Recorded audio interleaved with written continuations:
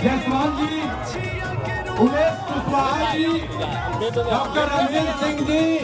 मदन जी, राजू तिवारी जी, हमारे सांसद बीना देवी जी, मुजफ्फरपुर के सांसद आदरणीय निषाद जी, केदार गुप्ता जी, हमारे दोनों जिला के अध्यक्ष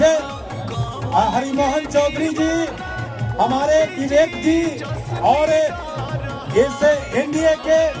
अन्य घटक दल के जिला अध्यक्ष राम बाबू सिंह जी, चुनमुन शाही जी एवं मंच पर उपस्थित सभी साथियों, हम मुजफ्फरपुर के धरती पर आए हुए सभी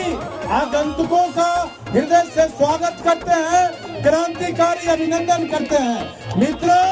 एक ही बात कहना है कि 2025 में एनडीए का लक्ष्य है कि बिहार में 243 में 200